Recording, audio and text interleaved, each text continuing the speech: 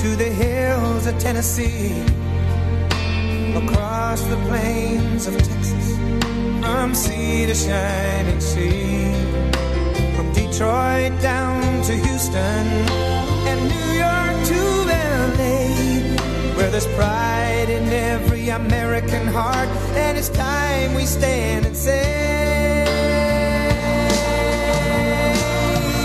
that I'm proud to be an American, where at least I know I'm free, and I won't forget the men who died, who gave that right to me, and I gladly stand up next to you and defend her still today, 'cause there ain't no doubt I love this land.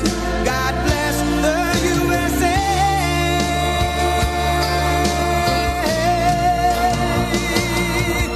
And I'm proud to be an American, where at least I know I'm free, and I won't forget the men who died, who gave that right to me, and I gladly stand up next to you and defend her still today, 'cause there ain't no doubt I love this land. God bless the USA.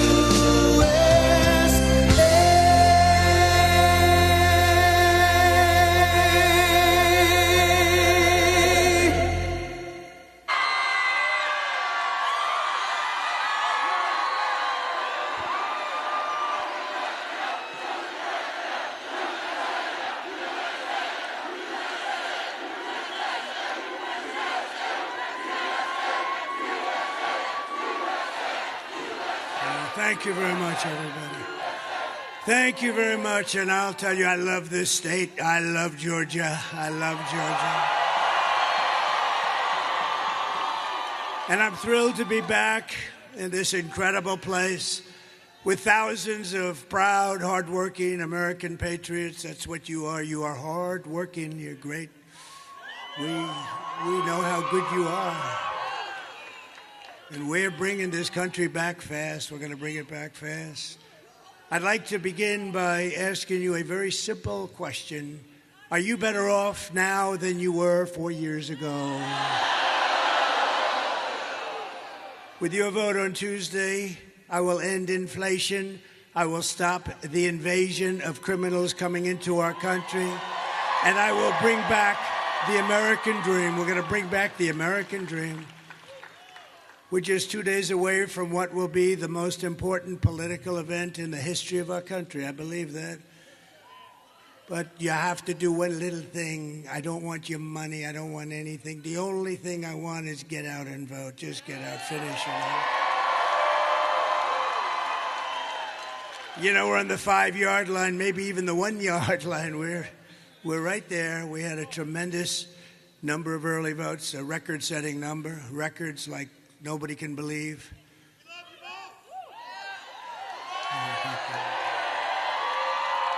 Thank you. But all I can say is on Tuesday, just go out and vote, and we're going to close this thing out, and it's going to be party time. It's going to be party time.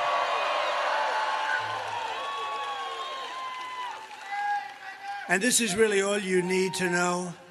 Kamala broke it, and I'll fix it, and we'll do it very quickly.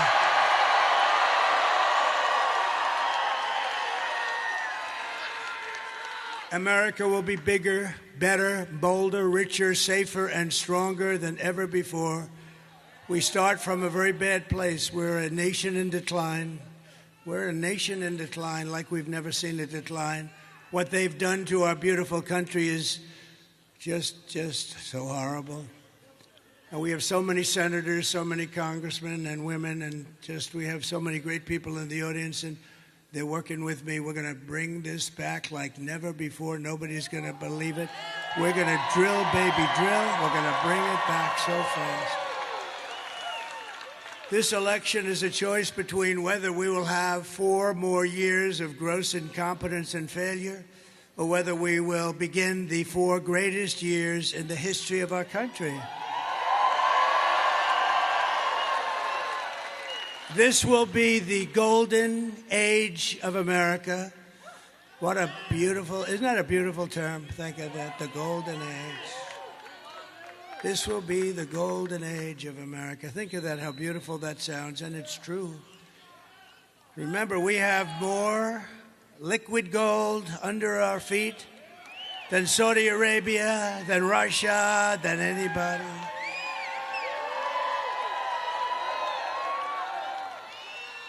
And I told a great guy, RFK Jr., Bobby, I said, Bobby, you work on women's health, you work on health, you work on what we eat, you work on pesticides, you work on everything. The one thing you have to let me do, Bobby, I got to work the liquid gold. You're not going to touch that. We don't want too much advice. We don't want too much advice, Marco, on the liquid gold. We're going to pay off our debt. We're going to do things that you wouldn't believe, and we're going to give you, I gave you the biggest tax cut in the history of our country. You'll get still more. We're going to make our country so competitive. On Tuesday, you have to stand up and tell Kamala or Harris. You know, when I say Harris, nobody knows who the hell I'm talking about. I said, Harris was out tonight. Who's Harris, sir? Nobody knows who she is. But on Tuesday, you have to stand up and tell Harris that you've had enough. You can't take it anymore. You're the worst vice president in the history of our country. It's the worst administration in the history of our country. Kamala, you're fired. Get out. Get out. You're fired.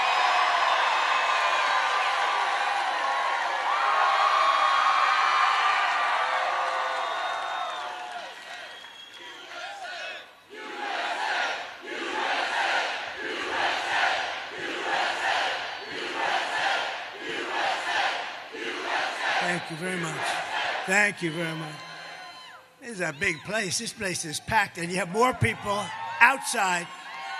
I always ask this, would anybody like to give up their ticket to somebody outside? No? Would anybody like to hand over their gun to Kamala? Is there anybody, one person in this giant, tens of thousands of people, one person would like to hand out their gun? You'd be famous for the rest of your life. That's what she wants. She wants to confiscate your guns. You know that. With your vote, we are going to win Georgia. We are going to defeat Kamala. And we are going to make America great again. Over the past 4 years, Kamala has orchestrated the most egregious betrayal that any leader in American history has ever inflicted upon its people. What she has done is not acceptable. It's so bad. She has violated her oath, eradicated our sovereign border, and unleashed an army of gangs and criminal migrants. I mean, we have migrants pouring in here by the tens of thousands that are criminals from jails, from mental institutions, terrorists. They come from mental institutions, and they come from insane asylums, and they come from all around the world, from Venezuela to the Congo. Lots of people coming from the jails of the Congo, stealing countless American lives, and they do nothing about it. These are open borders. They come in totally unchecked and unvetted. Just days ago, right here in your state, an incredible 25-year-old mom, beautiful mom, named Mimi Rodriguez Ramirez, was kidnapped from a Walmart parking lot that was safe. She was horribly abused and murdered, violently murdered. A week later, her body was dumped on a road, was found by the police in condition that they said they've never seen anything like that before. The animal who murdered Mimi was an illegal alien who came to Georgia to maim and kill people. It made no difference who they were. Mimi leaves behind a 9-year-old daughter and her absolutely wonderful mother, Carmen. Yesterday, my friend, a very wonderful man and a very patriotic and philanthropic man, had the fortune to make a lot of money, and he gives a lot of his money away. He's just very amazing. In fact, he made contributions to Georgia with your hurricane problems, and he made tremendous contributions to North Carolina, Alabama. Think of all these states, Tennessee, South Carolina, Florida. What a horrible thing that was. But my friend's name is Steve Witkoff, and he reached out to Carmen when he heard about it. And I'd like to ask Steve, he doesn't know I'm going to do this, and he may not want to speak in front of 40,000 people because I don't know if he's ever done it before. But Steve is just this incredible guy, and if it's okay with you, Steve, I'd love to have you come up and say some wonderful things about Mimi and Carmen and that incredible family that's been decimated. Steve Witkoff.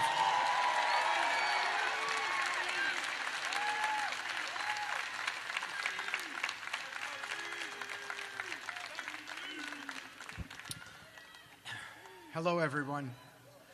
The President is a lifelong friend of mine, and he is one of the best men I have ever known. I speak about him often, and I like to tell people about his humanity, his sensitivity, his empathy. I am a member of a very bad club. It's the club of parents who have buried their children. When my son Andrew died, there was one person who supported me unconditionally. That was President Trump and his wife, Melania.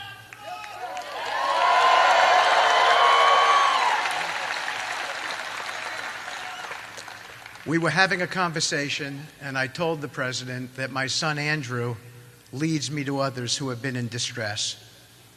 Several days ago, that happened again. As a member of this audience, Josh McCoon, who you heard earlier, was a great guy, told me about a Georgia woman, Mimi, who had been murdered.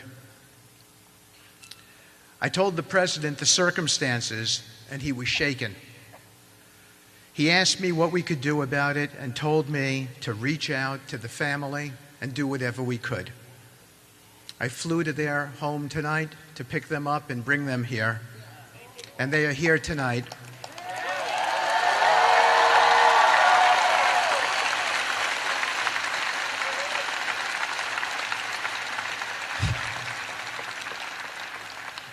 Distraught and sad, but I believe uplifted, and they are Trumpers and have voted for him in this election, all of them.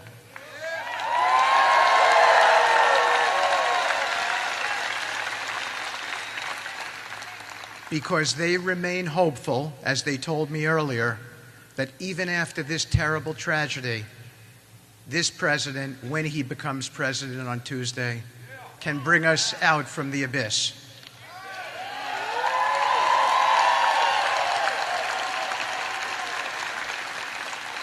Let me tell you briefly about Mimi's family.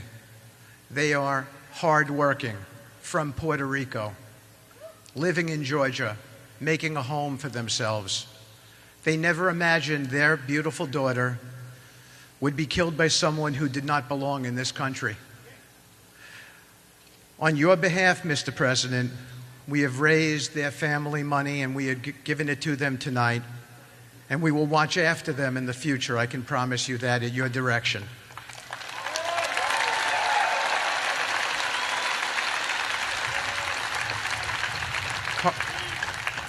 Carmen, please come up to meet the next President of the United States.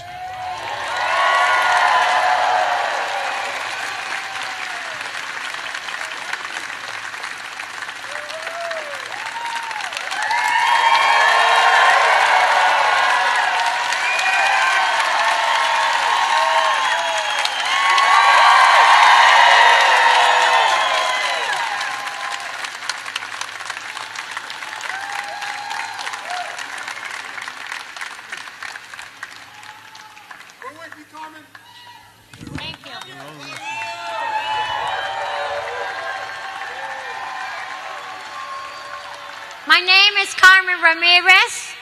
I'm the mother of Minelli Zoe Rodriguez Ramirez. She was murdered the last Tuesday. I lose my daughter, but I don't lose my faith.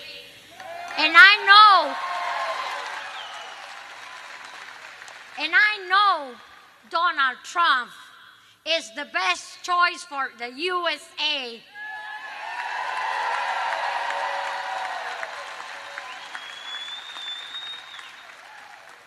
And not the best choice.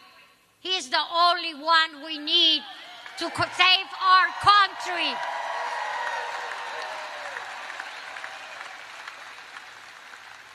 I just want to let you know that everybody have to go and vote.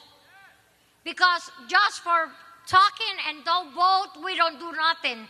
Take your friends, take your children, 18 years old. Everybody have to vote.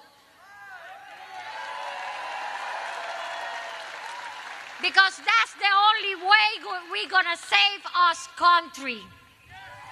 Okay? And I want to let you know that Donald Trump is not a choice. It's just the number one.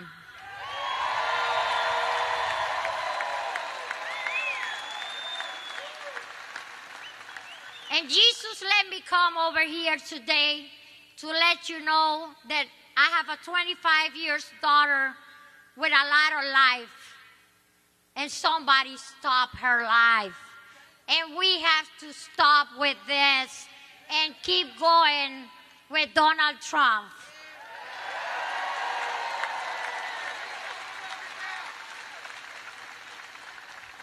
I meet Donald Trump in person. He's the most wonderful person that I see, that I know right now. He help us. He be with us all the time as this happen. And he always be there for my family. That's why we always got to be for him all the time. Thank you for everything. Thank you, and don't forget to go and vote. God bless America. Please make America great again.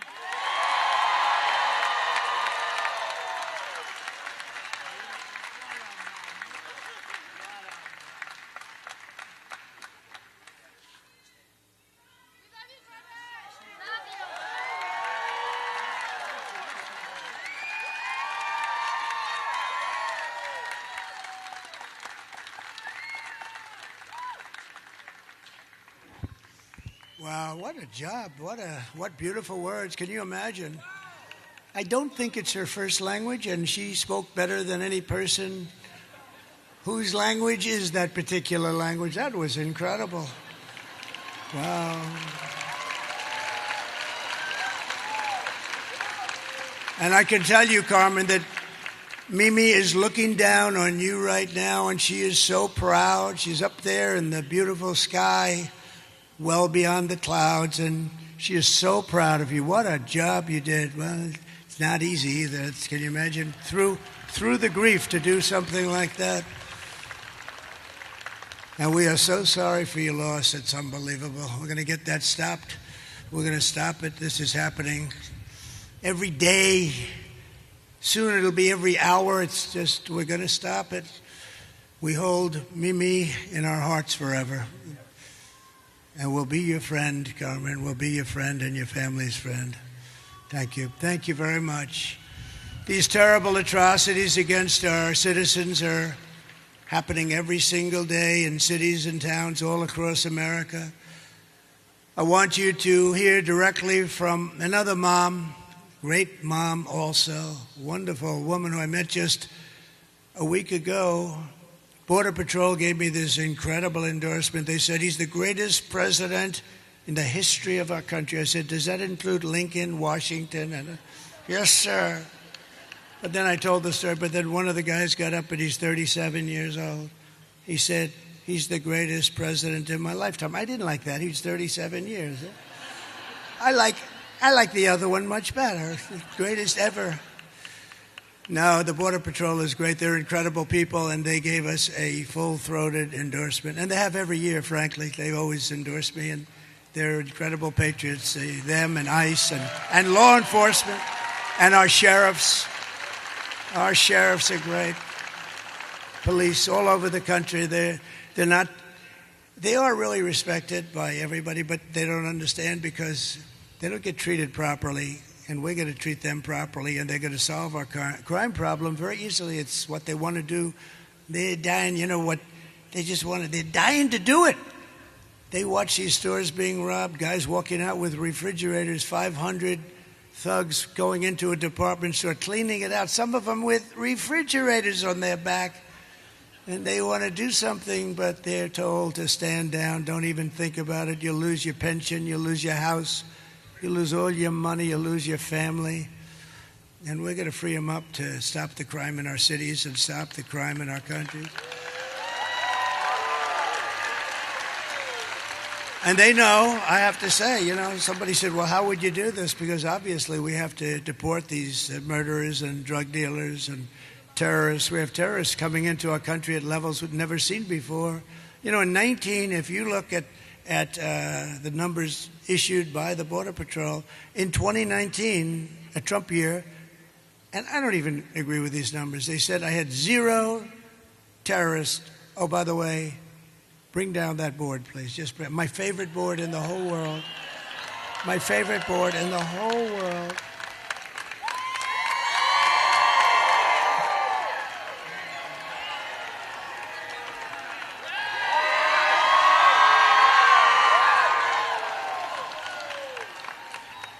I assume it's up there. Is it up there, Mike? Yeah. So I love that chart. I love that graph. I sleep with it every night. I kiss it. I hold it tight. But it saved me because if I didn't make that sharp turn to the right to look at it, I would not be with you tonight. So if you look at the arrow on the bottom, that was my last day in office. And after I left, all they had to do is leave it the way it was, remain in Mexico. You think it was easy to get Mexico to say, oh, sure. They said no. They laughed at me when I first proposed it. And within about 10 minutes, they were saying, we would love to do it, sir. I said, I'm going to put tariffs on every car and everything you send into the United States if you don't do it. And they not only that, they gave us thousands, tens of thousands of soldiers free of charge, everything free. I wanted it free. And tremendous crime is coming through. But that was in 2019. They said we allowed 0 terrorists. It had terrorists 0. And it was good, but I think it has to be a little bit. But the following year, it was 16 or 19 terrorists. Now it's thousands of terrorists. They're coming from the Middle East and all over the world. Some of the worst in the world. We know the names. We have no idea where they are. But our local law enforcement does, People say, well, how are you going to ever find? Our local sheriffs and law enforcement people are incredible, and they're dying to do the job. And they know their middle names. They know their addresses, where they come from. They know everything, and they're going to help us. And we're going to have the largest deportation of criminals in history. But I want you to hear directly from another incredible mother whose world has been shattered just recently also because Kamala let savage, illegal alien murders into our country through the open border. She has an open border, unvetted, unchecked, an open border. Please. Sunday night, I asked her to not stay up super late because of her coming to work with me in the morning first to do her summer school. She said, okay. I told her good night and I love you. I went to bed, not realizing that that was going to be the last time I saw her. We're best friends. Yeah. We're going to shake it again. I woke up to notice she wasn't in her bed. I'm in my heart trying not to lose my mind because I don't know where she is. I finally remembered her phone had a location on, and her phone was pinging just 2 minutes down the road, right behind the skate park. I start driving to the direction the phone was being pinged at, and I see a couple cop cars with lights on. I see yellow tape, and immediately my heart drops and sinks to the bottom of my stomach. My daughter's hands and ankles were both bound. She was strangled to death, left with no pants. And I know in my heart, she fought incredibly hard. She was not going down without a fight. We begin with two men we're learning are charged with capital murder tonight, accused of killing a 12-year-old girl. Police say these men strangled her before dumping her into that creek. Both men were in the country illegally. Apprehended, then released by Border Patrol less than 3 weeks before Jocelyn's death. The men accused of killing Jocelyn Nungare are affiliated with the gang known for brutal violence. Kamala Harris was in charge of immigration in our borders. If we had better border policies and not open borders and not these catch and release policies, I truly believe this all could have been prevented. Under her being vice president of this country, my daughter's life was ripped away from her. She had her entire life ahead of her. Happy birthday, dear Jocelyn. My daughter is 6 feet in the ground based off of policies that she allowed to keep. Kamala Harris did have one job, and she not only failed, not me, she failed my daughter. She failed Jocelyn. She was only 12. President Trump reached out, gave me his sincerest condolences as not a former president, but just as a father, someone who cares. I believe Donald Trump needs to be back in office. I can at least know that my next child will be safe in this country.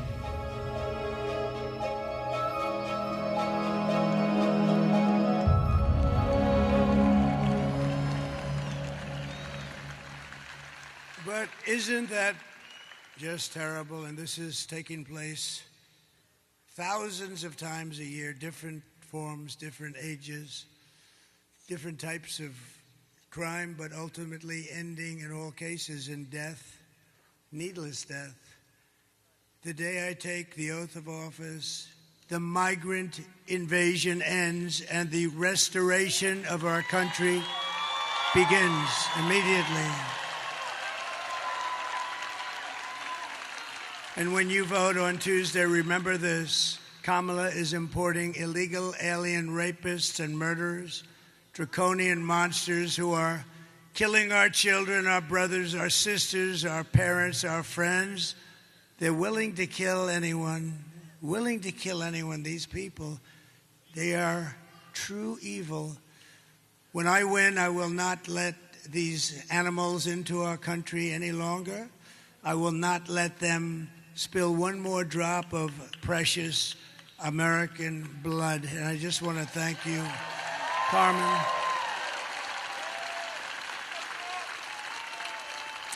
And Jocelyn was so incredible. The mother is devastated. It's like devastated. She was devastated. You can never really be the same, can you? Just the people say, oh, time. Sometimes with time, a lot of times with time, it only gets more difficult. The United States is now an occupied country. Think of that. We're an occupied country. This is thousands of people all over our towns and cities, countryside, having military-grade weapons, sometimes higher than military-grade. Nobody's ever seen anything like it. Where the hell do those weapons come from, right? But it will soon be an occupied country no longer. November 5th, 2024 will be Liberation Day in America.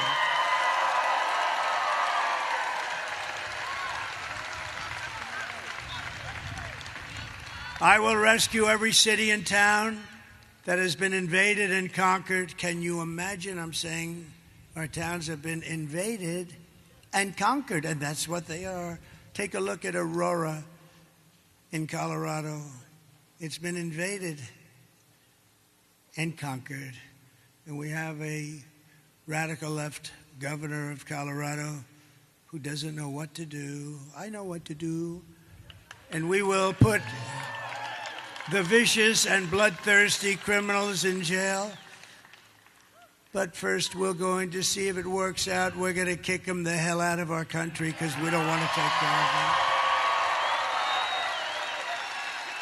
And to expedite removals of Tren de Aragua and other savage gangs like MS-13, equally violent. They like using knives to cut people up because knives are much more painful than a bullet. They did it in Long Island, you remember, 2 young girls walking to school in the morning, beautiful 16-year-old girls, and they were grabbed by MS-13 and they were sliced into pieces and killed. And all I can say, it's really good that we have great law enforcement out there and that we were able to call ICE, because ICE took care of business. They took care of business. And Kamala wants to defund ICE. Think of that. She wants to. She said,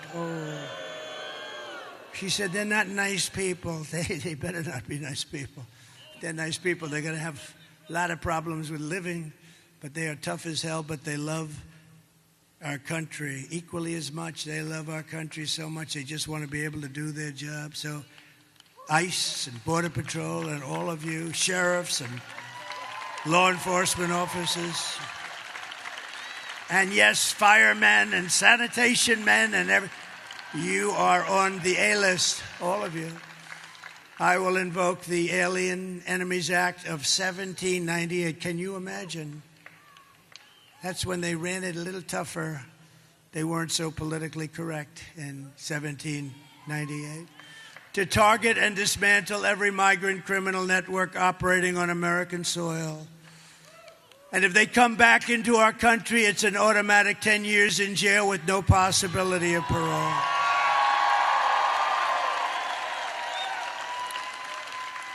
And I am hereby calling for the death penalty for any migrant that kills an American citizen or a law enforcement officer.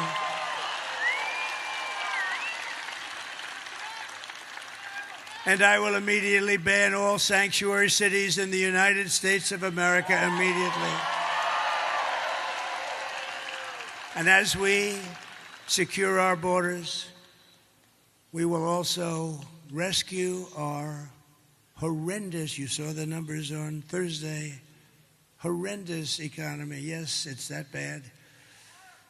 I always said that if it's going to happen, let it happen on their terms. The numbers were the worst that I've ever seen. 4 years of Kamala and Sleepy Joe have delivered nothing but economic hell for American workers. Her inflation disasters made life unaffordable and cost families over $30,000 a year in higher prices. That's inflation. That's what it's done. You know, inflation in a lot of quarters is called a country buster. It's a country buster. It busted Germany many, many years ago. Germany was busted with rampant inflation. It's a country breaker, country buster like almost nothing else. And yet, it's #1 rated on the polls, inflation and the economy. And what you just saw with beautiful, beautiful Jocelyn, Mimi, and Carmen, what you just saw is #2. No, I don't think so. I think #1 is stopping these people from destroying our country and stopping them right now. We'll handle inflation.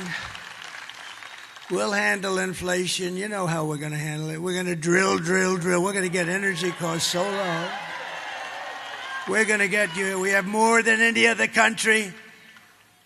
More oil and gas. I call it liquid gold. That's what it is. That's why I say, Bobby, please enjoy yourself. Just leave the liquid gold to me, please. We're going to pay off debt. We're going to reduce your taxes still further. You got the biggest tax cut ever, biggest regulation cuts ever. We had a great administration. And I will say that I got you into no wars with countries that you've never heard of. And yet I defeated ISIS. I rebuilt our military, and I defeated ISIS in about 4 years less than these stupid generals like Milley and Kelly and Mattis. Sir, it'll take approximately 5 years to defeat ISIS. How about we did it in about 4 weeks? With the real generals. Just this week, we had the worst jobs report in modern history. So the reason I put it second on the list is I wanted you to meet these incredible mothers and these unbelievable families that are just decimated, because it's number one. It will always be number one to me, because I'm good at this stuff. I'll handle inflation. You'll be making so much money. All of a sudden, it'll just be beautiful. Because if we get your energy costs and your interest rates and a couple of things down, it'll be even better than it was. You know, we had the greatest, strongest economy in the history of our country. We're going to do it again, but even better. And now I know Washington. Now I know, because I went to Washington very few times in my life. I didn't know anybody. Think of that. I became president of the United States, and I didn't know anybody in Washington. That's a problem. So I had to rely on rhinos and some others, and some very good people, too. And we had a lot of great people. Look, our trade deals have been unbelievable. Nobody can believe it even. And so many other things. Our right to try, one of the greatest things, right to try. We got so much done. All the regulation cuts. We approved more regulation cuts than any president in history times 5. That's why you had the great job. That's why you had the great job numbers. And it's really why we were the envy of the world. We were going at levels that nobody's ever seen. We got hit by the China virus, and we took care of it. We did a great job. You know, we turned it over with the stock market higher than it was previous to the virus coming in. I mean, it was sort of an amazing thing. Nobody had ever heard about this. Nobody knew anything about it.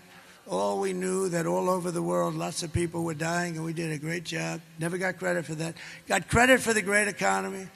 Got credit for knocking out ISIS and having no wars. I'm the only president in 82 years I had no wars. Remember crooked Hillary Clinton? She said, look at him, he'll create wars. Look at him, look at his attitude.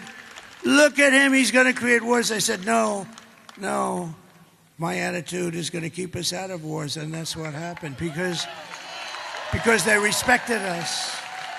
They respected us.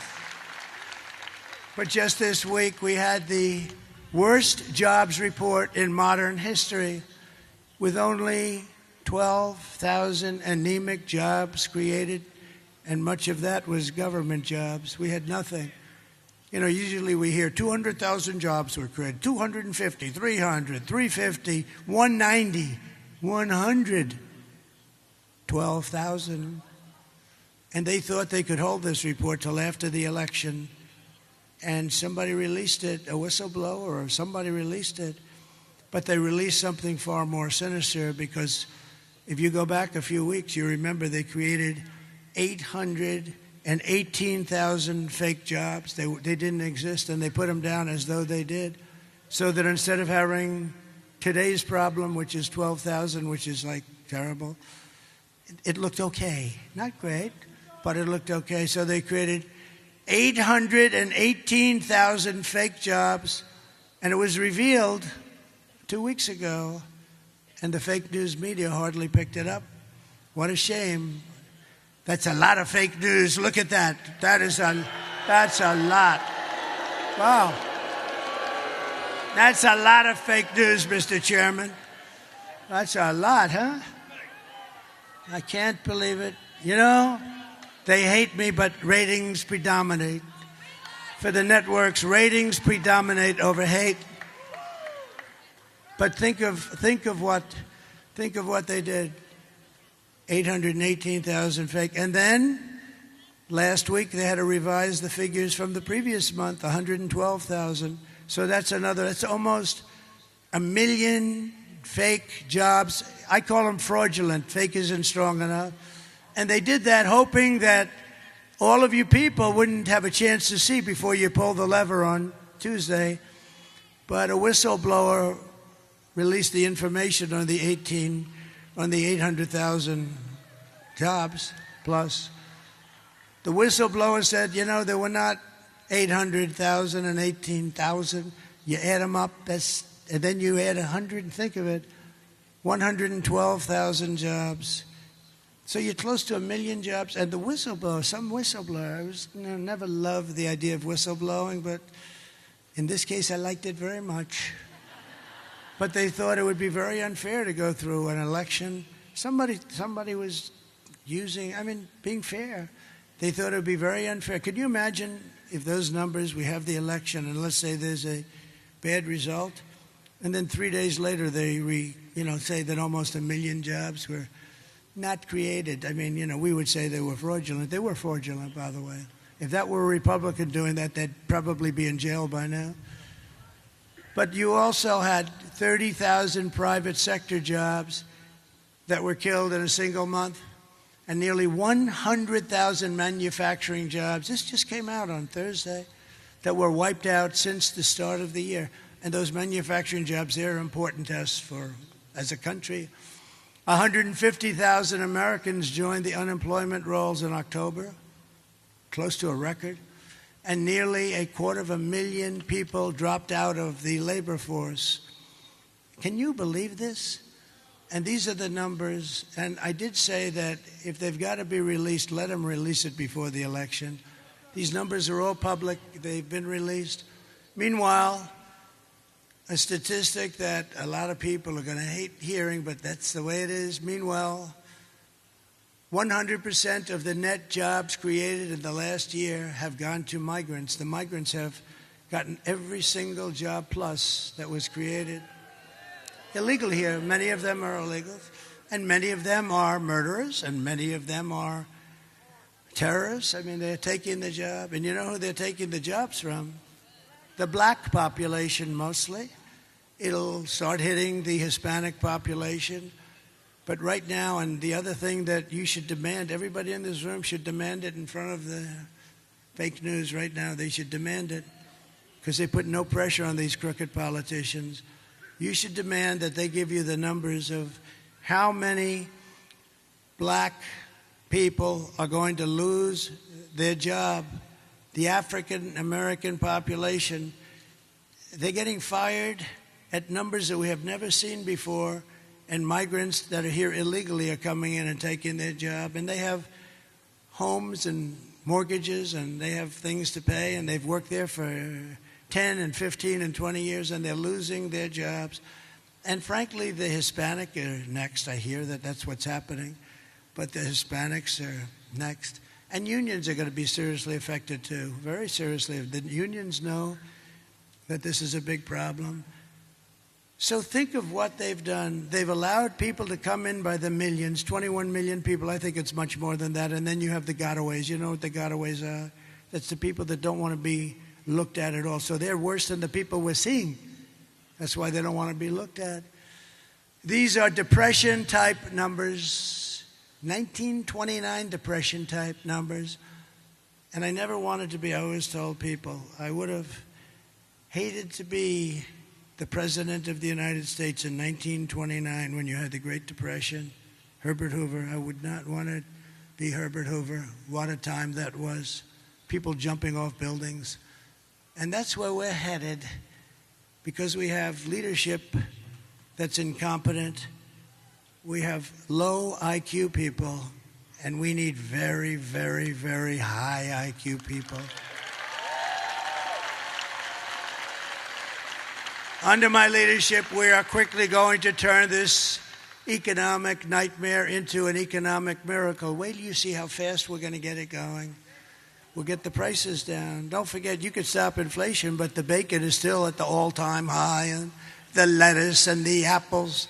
There's a story that should never happen in this country. An old woman goes into the grocery store, and she takes 3 apples. That's what she lives on. And she brings it up to the counter, and then they tell her the price of the apples, and she says, I'm sorry. Then she takes 1 apple and brings it back to the refrigeration area, puts it back in, and comes and pays for 2 apples. This should never be happening in our country. This should never be happening. We will make America wealthy again, and we will make America affordable again. Big problem. So we're 2 days away from the best jobs and the biggest paychecks and the brightest economic future the world has ever seen. Kamala talks about fixing the economy, but why doesn't she do it? She said the other night, yes, I'm going to fix the economy. Why the hell don't you do it? She's always saying, I'm going to do this, I'm going to do that. The best was today, though. She was going to fix something else. When I got into office in January, do it now. What are you waiting for? It's all a big con. She's not going to do anything. She's incapable of doing it. Kamala's plan will impose the largest tax hike in American history and raise taxes on the typical American family of 4 or 5 by more than $3,000 a year. Congratulations. You know, all my life, I've always found politics fascinating. I never knew I'd be a politician. I still like to try and get away with saying I'm not. But I guess after 9 years, I guess I am. It's all right. But you know, all my life, I've watched politicians run for office. And all my life, they've been talking about cutting taxes. We will cut taxes. We will cut taxes. And oftentimes it turned out, frankly, they weren't able to do it, or it wasn't true, but they turned out. But I've never seen a politician run and say, we're going to raise your taxes and have people vote for them. We are going to raise your taxes. You're paying far too much already. And we are going to cut your taxes substantially, and it's going to be helped by lowering interest and by oil and gas. And by the worst, and by the most beautiful word in history, tariff. We're going to tariff the hell out of countries that have been taking advantage of us and stealing our jobs, stealing our companies. My plan will be massively to cut taxes for workers. We're going to cut their taxes and small businesses, and we will have, quite simply, no tax on tips, no tax on overtime, and no tax on Social Security benefits for our great seniors.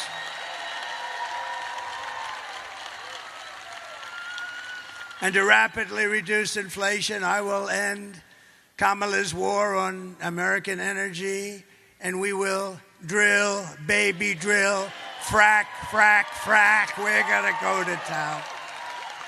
And I know those guys are, they don't call them wildcatters for nothing. They'll be drilling so fast. Just the concept of what's going to happen on Tuesday, we're way ahead. I'm not supposed to say that. My people say, please don't say that, sir. They'd like me to say that, yeah, we're a little bit behind, but if you get out, look, here's the story. You have to get it out. You have to vote Tuesday. It's all Tuesday. You got to show up in numbers that you've never seen before. And we don't need those kind, but you know what? We want to have so many votes that we can really do what we have to do to make our country great, to fix our country. We don't want to have like,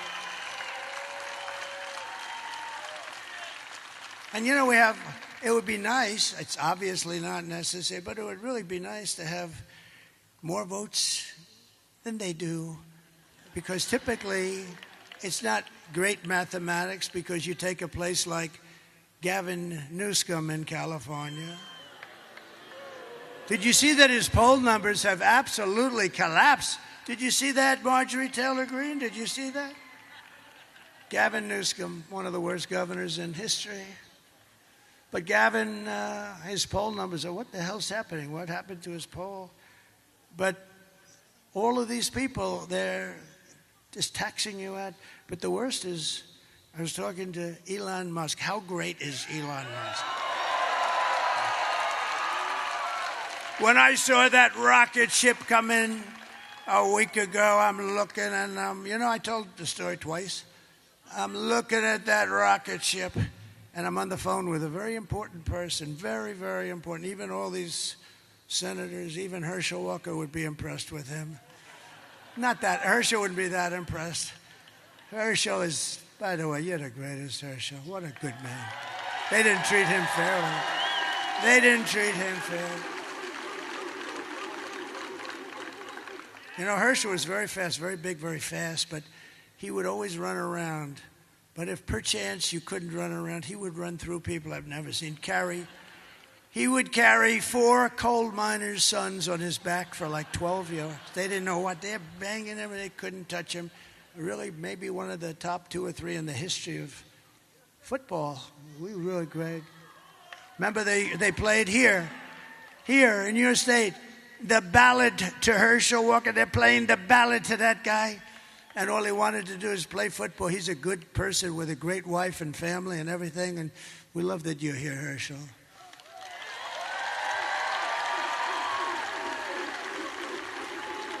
And as good as that Georgia team is, if Herschel was playing on it, they'd be very happy. Then we could guarantee it, but he's a special guy. He's a good guy. Really a great guy, smart guy too. So they would take all of the things that we're doing and they put them into a hopper, and what they do is destroy our country, and we're not going to let it. We're going to bring it back. We're going to create millions and millions of jobs. We're going to get those countries and to leave our companies alone. We're not going to do it. And if you're going to play games and if you're going to steal from us, our companies, and give us unemployment and busted companies, we're not going to let it happen. And if it does happen, we're going to tariff you the hell out of business. We're not going to let it happen. It's not going to happen. And just one quick story. In Mexico, they're building the largest auto plant in the world. A friend of mine told me that he's a builder of auto plants. That's all he does. That's all he's good at. Frankly, he tells me if you said to build an apartment, he would be no good, but he can build a massive plant. He's the best. And he was telling me about a year ago that China is going to build a massive auto plant in Mexico, and they're going to sell the cars into the United States. And I think he said that the capacity would be literally, this would be bigger than what they have in Michigan, the state. This is a monster, but it'll put all our auto workers out of business, everyone out of business. And I didn't like that when I heard that. And I was up in Detroit at the Detroit Economic Club.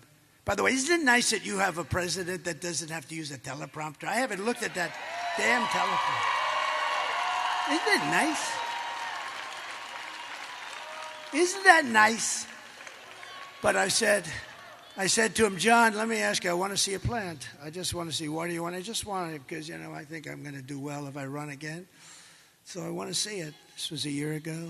He said, well, thank you, darling. He said, well, you'll have to come to Mexico because we're not doing the big ones here. We're doing plants, but not the big ones. I said, no, they should be doing the big ones here. He said, well, it's not happening anyway. So I said, I'm not going to Mexico. I don't want to go to Mexico, even though they did what I asked them to do. They always did. They did. They were fine. But Mexico's a real threat because of what's going on. A real threat, economic threat. And China's going into Mexico because this way they don't have to float it across the seas. It's not going to happen. So I said to him, what's happening with that plant? I was making a speech a week ago, and I see the guy sitting right there with the guy with the blue shirt. See that nice-looking guy right there? Right about there. Yeah, you can stand up if you want. You look like a nice... Go ahead, stand up. Right there. Yeah, stand up. Right there. So I'm looking at the audience, and again, I'm in Detroit, and this has to do with cars. Very pertinent because cars are big manufacturing stuff, and you see all the jobs that they're losing now. I want to bring all of the car business back here. So he's sitting, I say, oh, that's John. That's the guy that told me about the plant. So I finish my speech, and I send out for John. He comes backstage. I say, John, how's that plant coming on, that big monster plant that China's building? Sir, they've decided they're not going to build it because they think you're going to be elected president. And if you're elected president, you're going to put tariffs on all these cars of 100%. And they're not going to be able to sell one car into the United States.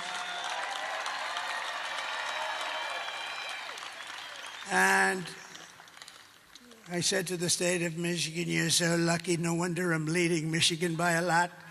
No, but there's a big thing. I mean, I said you're going to be paying tariffs like you wouldn't believe, and it's not going to be economic, and and they think I'm going to win. And they say if he wins, it's going to be impossible. Because I took in hundreds of billions of dollars from China. No other president took in 10 cents. Barack Hussein Obama took in nothing. He just talks. He talks all the time. Talk. And a terrible thing happened 2 days ago. I've always treated his beautiful wife, Michelle, I've always treated her with great respect. But she hit me hard over the last. What was that, front row Joes? Look at the front row Joes. They've been to like 300 rallies.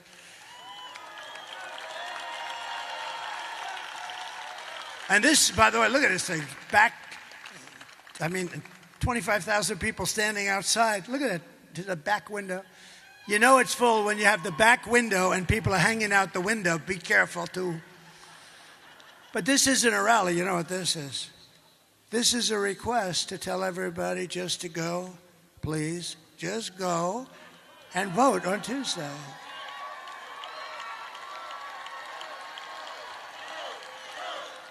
This is not a rally. It should be a rally, but we want you to go vote. So I believe in America first. It's going to be America first. And, you don't hear that often. But our country is going to be so successful. It's going to be so rich. Your taxes are coming down. Your jobs are going up.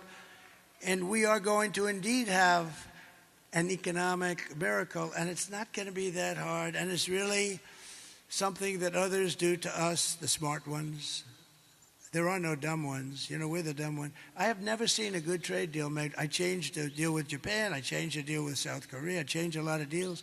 But we're at a disadvantage because we had long-term deals. But I didn't care about that. I said, we're changing them. I don't care. I didn't care because I don't know how the hell they got those deals. Those deals, there's two ways those deals, it's like the voting stuff. There's two ways those deals were made. Either the person that made them was corrupt or stupid, because you had the worst trade deals ever made by any country ever. Anyway, we started changing that all around, and we were doing unbelievable. We had the greatest economy in the history of the world. We were leapfrogging and lapping China. China was going crazy with me. Please don't put any more tariffs on. I saved the steel industry. If I didn't they were dumping steel. You remember that. If I didn't do that, you would have no steel. And by the way, I don't want U.S. Steel, the greatest company in the world 70 years ago, to be sold to Japan. I just don't want that to happen. Everything Kamala says is a lie. She has no vision, no ideas, and she has absolutely no solutions. But take a look at this for a second, because this is just terrible. Take a look. Good evening, everyone. Tonight, I will speak about Donald Trump. Donald Trump. Donald Trump. Donald Trump. Donald Trump. Donald Trump. Donald Trump. Donald Trump. Donald Trump. Donald Trump. Donald Trump. Donald Trump. Donald Trump. Donald Trump. Donald Trump. Donald Trump. Donald Trump. Trump. I can't stand it. I can't stand it, Marco. So, no, this was the other night. She made a speech. Every sentence was about me. Our great First Lady said, "Darling, are you okay?" They asked her about the economy. Donald Trump. No, they've been there for 4 years, the whole thing. What they did to this country is record-setting, and especially at the border, because that inflation's going to come roaring down. As soon as we open up the gas spigot, the oil and gas, we had $1.84. I used to say $1.87. I was corrected by the government manuals. So I said, I'll take it 3 cents. But we had $1.84 gasoline. Do you like that? How does that sound? Today you're at $3.75, but if anything happened with the election, you'd be at $7, $8, $9 a gallon. Kamala's campaign is running on nothing but hate and demonization, calling half of America garbage. You saw Joe. Do you think they were happy with Joe the other night?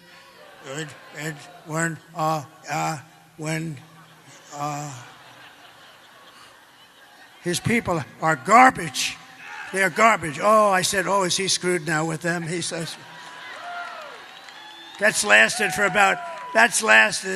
Sarah, for about 5 days now. This is not good.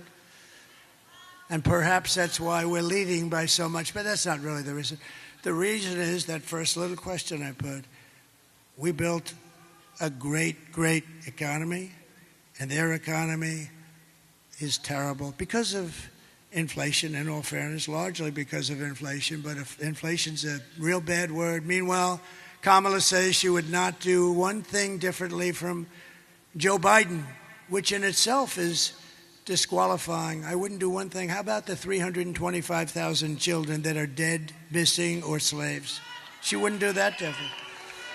Our country is almost at a 90% wrong track, the highest in the history of our country, and she says, oh, I would do nothing different. Take a look. Would you have done something differently than President Biden during the past 4 years? There is not a thing that comes to mind. I stood there on the tarmac watching you check your watch. The chaotic and deadly U.S. evacuation from Afghanistan stunned Americans and the world and cost the lives of 13 U.S. soldiers. Would you have done something differently? There is not a thing that comes to mind. More than 13,000 illegal immigrants convicted of murder have been caught at the border and then released into the United States. An Afghan national is in custody today after being accused of plotting an election day terrorist attack. The suspect entered the U.S. on a special immigrant visa. Gut-wrenching new details in the murder of Georgia nursing student Laken Riley. The illegal immigrant suspect, who cops say committed the heinous murder, is a Venezuelan national who crossed the unsecured southern border back in 2022. 2 men investigators say are in the country illegally from Venezuela are charged with capital murder in the death of Jocelyn Nungaray. A 5th illegal immigrant accused of attacking 2 New York City police officers over the weekend showed no remorse or regret. Would you have done something differently? There is not a thing that comes to mind. Can you believe it? Nothing. You know, a smart person would say, yeah, let's see, I'd strengthen up the border. I'd do something on inflation. I'd do that. You could say 20 different that you couldn't think of anything. This is not what you want for your president. So if you want to end this disaster, you have to go out, get out and vote. And just in conclusion, we want to just introduce a few people that are incredible. They're really incredible. Lieutenant Governor Burt Jones, thank you for being here, Burt. Great guy. The great senator from Florida, and he's a tough guy. I had to compete against this guy. This guy was not easy. He's tough. He's tough and he's smart, and he's my friend Marco Rubio. Thank you, Marco. And former Senators David Perdue, he's working so hard, and Kelly Loeffler. Thank you, Kelly. Thank you, David. Somebody I'm very proud of, Arkansas Governor Sarah Huckabee Sanders.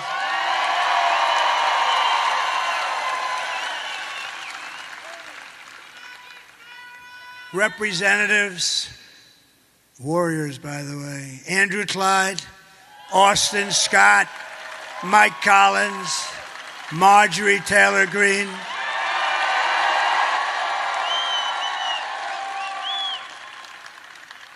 And a guy who was great in the Mueller hearings. Remember, he was hitting up Mueller with so many questions. Mueller said, I don't know, I can't.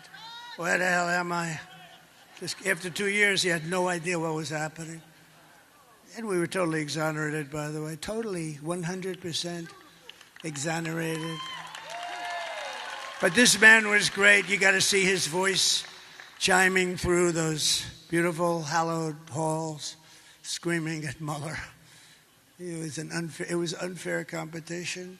Former Congressman Doug Collins. Thank you, Doug. And candidates for Congress, Brian Jack. So Brian Jack. I hated when they took Brian Jack. They came to me and they said, we'd love to have Brian run his home district where he was born, raised. I said, look, between you and I, just tell him it's not available. I didn't want to lose him, but he figured it out. And I endorsed him so heartily. And he's a great gentleman, right, Chairman? He's a great gentleman. Brian Jack. It's an interesting name because, you know, with people, there aren't too many, but when people have that kind of a name, Brian Jack, and a lot of people call him Jack Bryan. I asked him that question, and I said it doesn't really matter, you know, you get the idea. But Brian Jack is a great guy, and he's going to be a great congressman or whatever he wants to do for a long time to come. Thank you, Brian. And he worked for me, and he was always there. And also Wayne Johnson, going to be great. Wayne Johnson. And he's central. Look at that look he's got. Although looks don't mean anything, please remember that. Looks. You're not allowed to talk about looks anymore in this politically correct. He looks, especially if he were a woman, that would be bad. And you know, nowadays with this administration, you can become a woman if you'd like. I don't think you should. I have a feeling that he's going to take a pass. Do you believe what's happening with that whole situation? But I hear you're doing great, and you're going to be very successful, and you do indeed have the look, whether I'm supposed to say it or not, who cares? Thank you very much. Agriculture Commissioner, and he's a good one, Tyler Harper. Thank you, Tyler. He's a good one. And your incredible GOP chair, Josh McCoon, who is great. I don't want to talk about him too much, though, because, you know, if some crazy thing happens on Tuesday, I can't say, because then I'd say he didn't do a good job. But now he's done a great job, and I hear we're really in great shape, right? We have record-setting early voting, numbers that nobody's ever seen before. Can you believe that? I mean, basically, correct me if I'm wrong, but the Republican Party never wins early. We'll be 200,000, 300,000, 400,000 votes behind, and that they consider that good. But it's just the opposite. We're hundreds of thousands of votes ahead. No, this has never happened. But it all means nothing if you don't go out on Tuesday and vote. Right, Josh? We have to get them to vote. And, of course, I just introduced him, the legendary Herschel Walker. We love Herschel. Thank you, Herschel.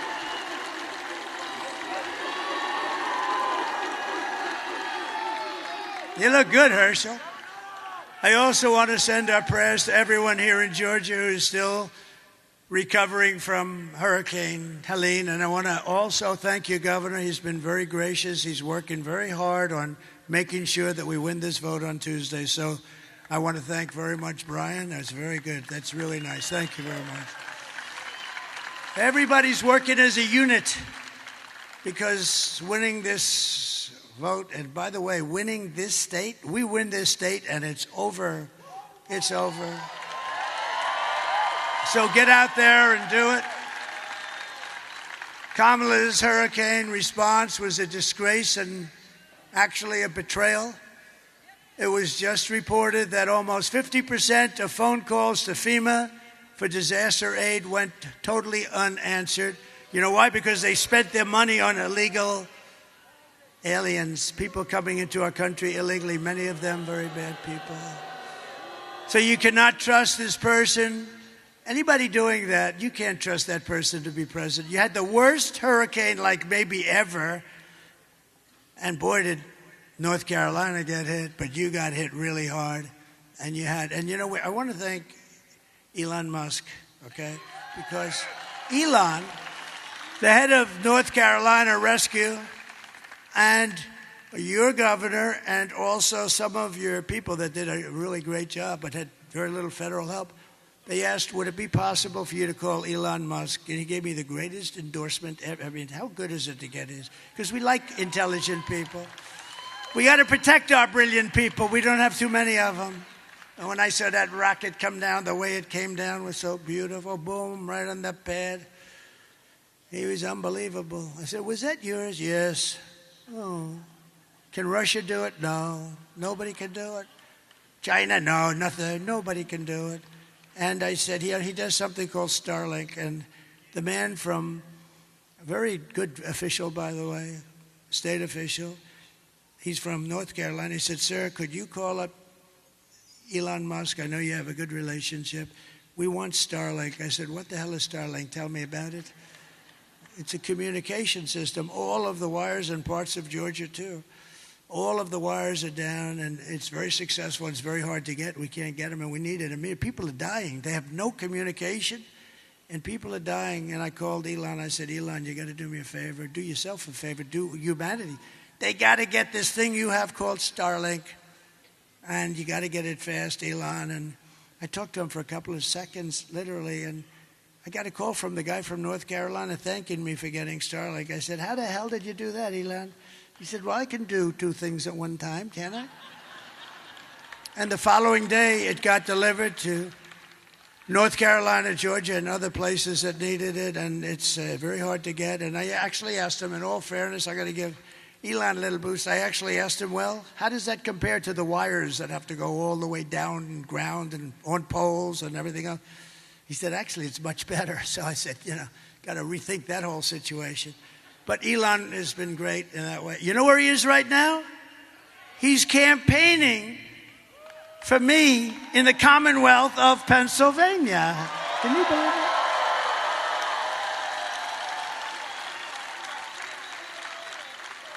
That rocket went up, and I mean, the thing was down for probably 30 minutes, and he announced he's going to, because he thinks this election is the most important thing maybe to ever. He doesn't think we're going to have a country left if a guy named Trump doesn't win this election.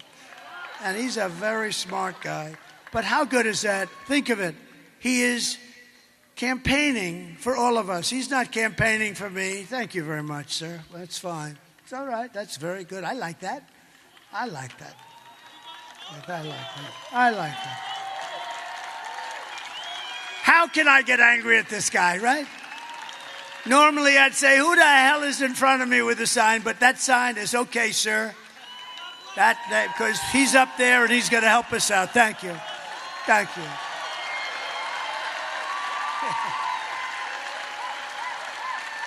Thank you very much. That's all right. Thank you very much. That's good. That's good. Isn't that nice, actually? See, now a stupid person would say, get the hell out of here. That would be the end of the night. That would be, Josh, that would be the end of the night, right? No, that's very nice, actually. So just in closing it out, here are some of the facts. Kamala is a radical left Marxist rated even worse than crazy Bernie Sanders or Pocahontas herself. She destroyed our economy. She was an original creator of defund the police. Think of that. And anyone who wants to defund our great police for even a day or a week is not worthy of being president of the United States, because that's their thinking, that's their ideology. Kamala vowed to abolish ICE. Can you believe it? Let's go, ICE, get out of here. We'll take care of these tough killers. She wouldn't do it. Tell you who wouldn't have the guts to do it. Liz Cheney wouldn't have the guts to do it. Liz Cheney, ooh. She's a big talker. We're going to put thousands of soldiers and they'll die. They'll all die. And I'll be sitting home with my dad who ruined, think of all the people that are dead right now. And then they wonder why Kamala's doing so badly with the Arab Muslim population in Michigan. You see that? They're doing bad. Who the hell, if you're a Muslim Arab, you're from that part of the world, who the hell's going to vote for her? Her father unleashed a spree of death on all of their countries, and then she doesn't understand. See, I would say that Kamala's pick of Liz Cheney, Marjorie, is not the best. And they're wondering why they have virtually no votes from that particular community. I thought about it. It took me about a second. I said, wow, that's not a very good person to be campaigning with, I don't think. They went from 100% approval to about 4% now. And you know who's got the approval? Me, because I want to see peace all over the place. We had no wars. She pledged to confiscate your guns and endorse a total ban on handgun ownership. She ruined San Francisco, probably the greatest city in our country 20 years ago. She destroyed it. And she's not going to be allowed to destroy our country. She even called for free sex changes for illegal aliens in detention at taxpayers' expense. And perhaps, worst of all, she never worked at McDonald's. She never did. She lied about that. So with your vote on Tuesday, we're going to fire Kamala and we are going to save America.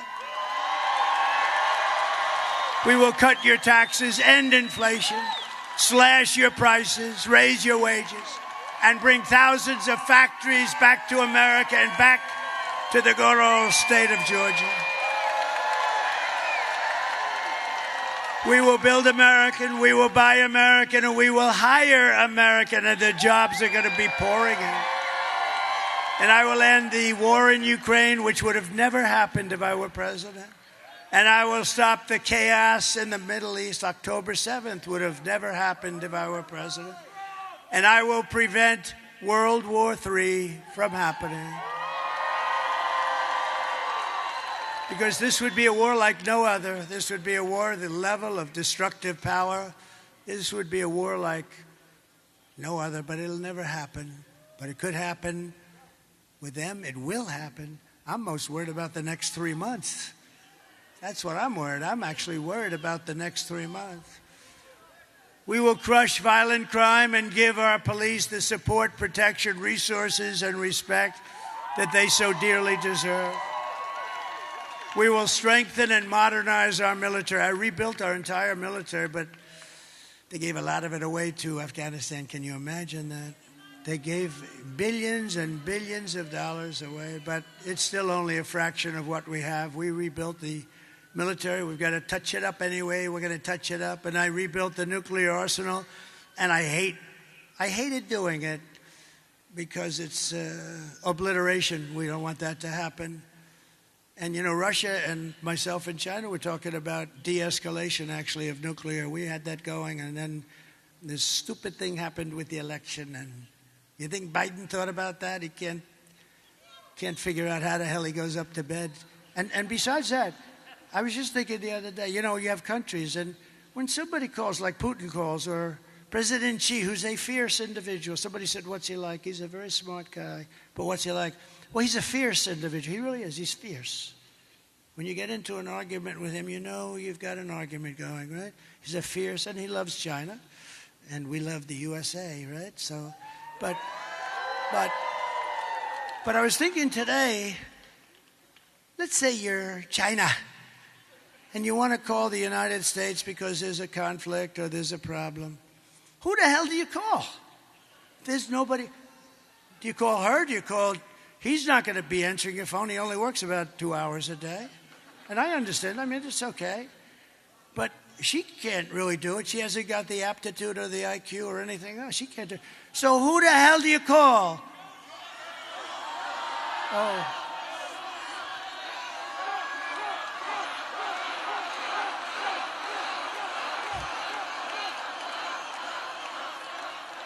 Well, I don't know if they have a choice. There's nobody you can go. You ever have that? You're calling a company, like a nice company, and there's all flux and trouble. You don't know who to talk to. Here's on a much larger scale, to put it mildly, the largest scale in the world. You call the United States because we have a problem with something. You have no idea who the hell you're talking to. We will build a missile defense shield, all made in the USA, wrapped around our country to defend ourselves and our country. It's all going to be made in the United States, and a lot of it in your great state. We'll put Herschel Walker in charge of that little sucker, okay? And we're going to do that. It's so important. You know, it's our technology. I know a lot of people say it's our technology, and we're going to use that technology at an even higher level. You know, when you see Israel with 187 rockets blasted, and almost all of them are knocked down, well, we got to have that kind of capability too. And we're the one can do it better than anybody. You know, Ronald Reagan wanted to do it, but we really didn't have the technology. He was great, but we didn't have the technology then. It would have been a terrible thing, because we would have had it, it would have never worked. But now we have technology where it can knock a pin out of the sky. It can knock a little pin this big out of the sky. It's incredible. We will rebuild our cities, including our capital in Washington, D.C., which is a mess, with graffiti on our marble, beautiful Carrara marble columns all over the city, graffiti and filth and crime. We're going to make it beautiful again, and we're going to rebuild our cities. We're going to work with Democrat mayors and governors. We'll probably have to, and we're going to make our cities beautiful and safe again. We'll work with them if we have to. And we will teach our children to love our country, to honor our history, and to always respect our great American flag. And we will get critical race theory and transgender insanity the hell out of our schools.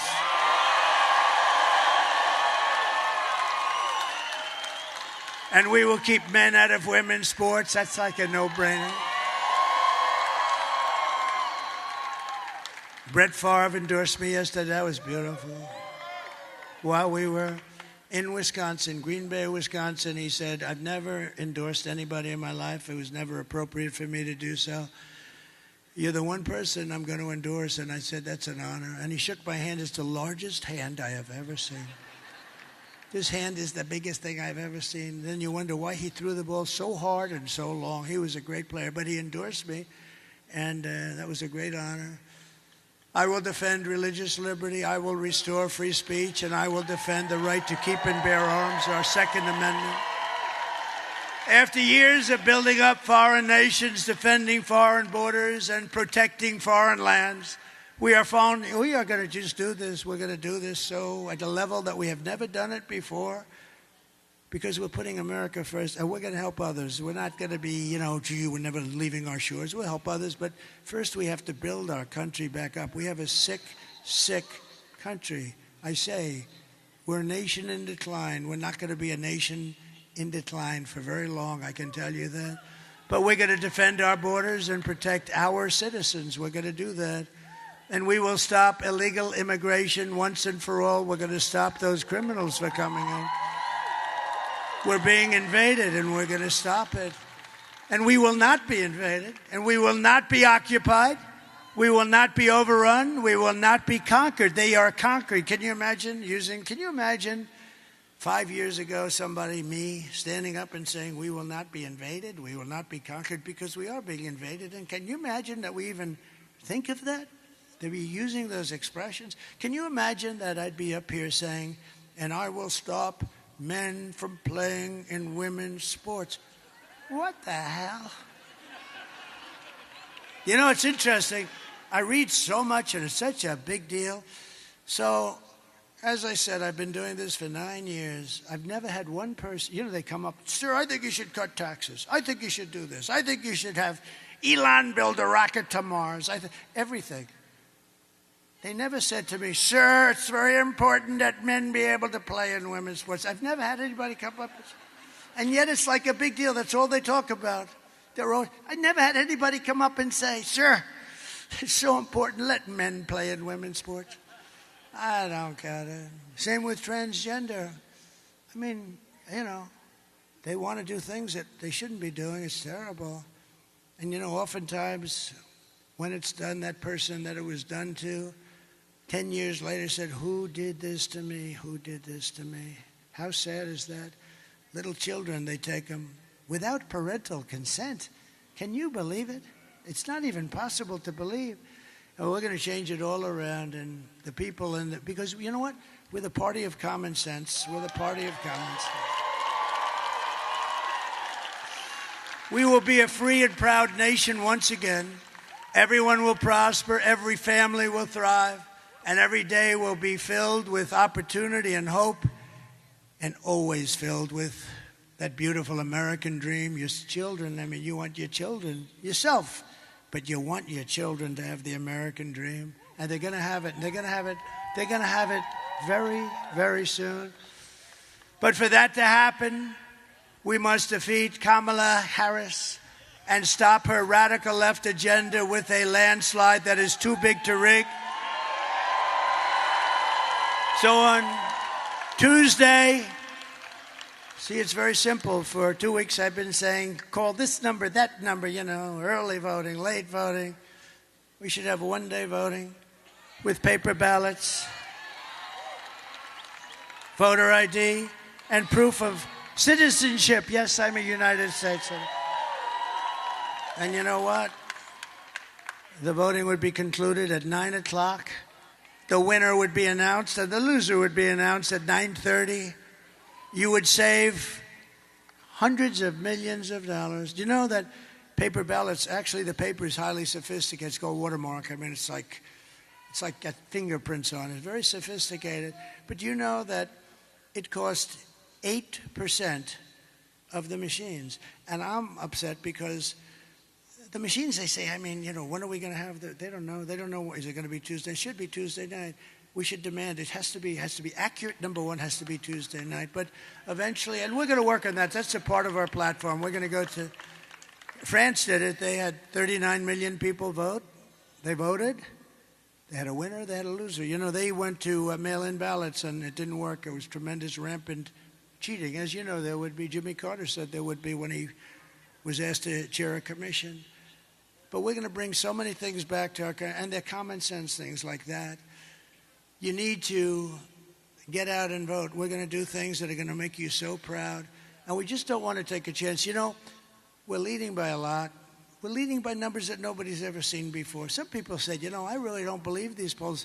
This is going to be a landslide because, you know, we did a great job for 4 years. Right to try, another thing we did. Right to try if somebody's terminally ill. They get a chance to try instead of going to Europe or Asia. They're terminally ill and they have to leave our country. We have the greatest doctors in the world, greatest scientists, greatest labs.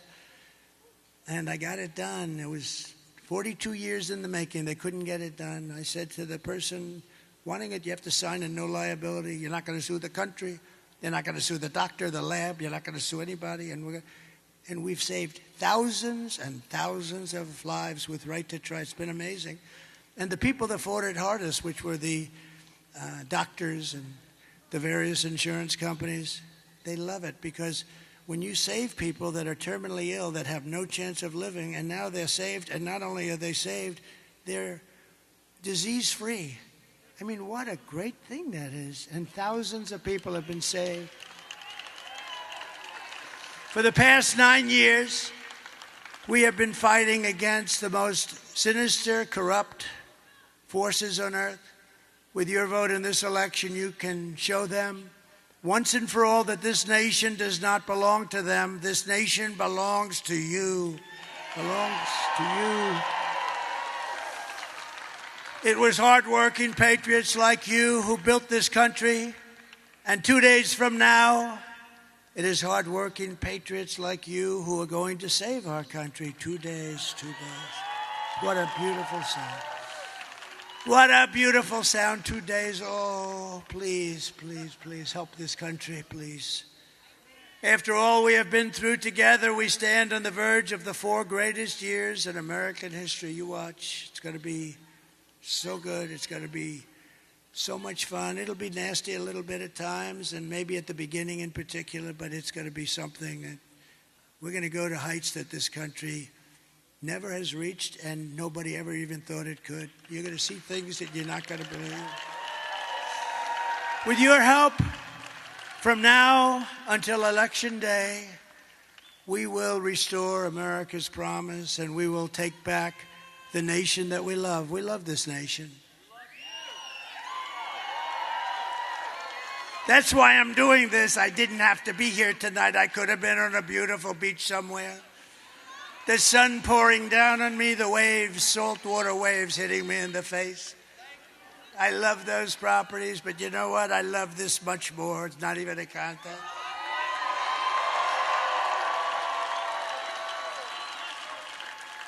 Many people have said, if you had it, because they've treated me terribly, you know. Look, they treated Andrew Jackson, President Andrew, a great general and a good president. They treated him the worst up until me. They treated Abraham Lincoln is considered the second worst. They treated him but he was in a civil war, in all fairness. I guess that makes sense, right? He had a civil war. But now I think there's no question about the fact that I got treated the worst. Think of it. And it did. I mentioned before. I got treated worse than Alphonse Capone, one of the greatest killers in the world. Scarface. And my father's looking down. Probably he's looking down, but my mother is definitely looking down. My father, you know, a little questionable. But no, he was a tough guy, but he was a great guy and a good guy. But we're one people, one family, and one glorious nation under God, under God.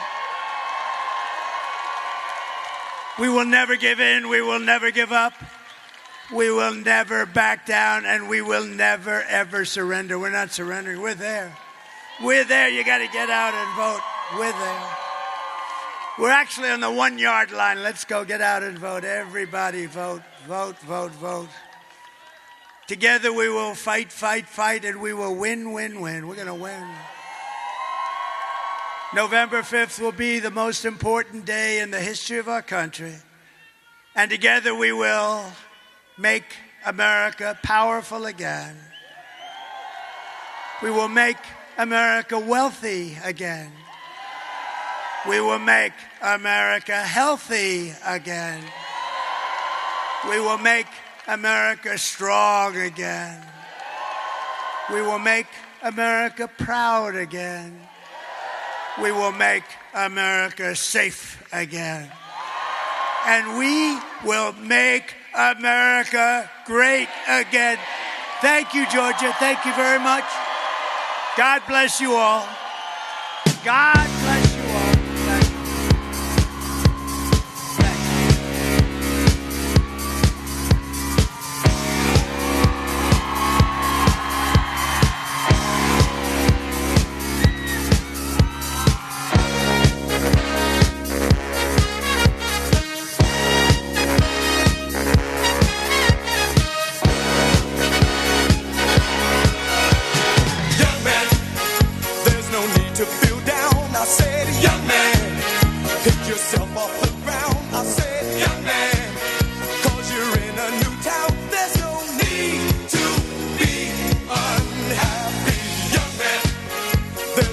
You can go. I said, young man, when you're short on your dough, you can stay there. And I'm sure you will find many ways to have a good time. It's fun to stay at the YMCA. It's fun to stay at the YMCA. They have every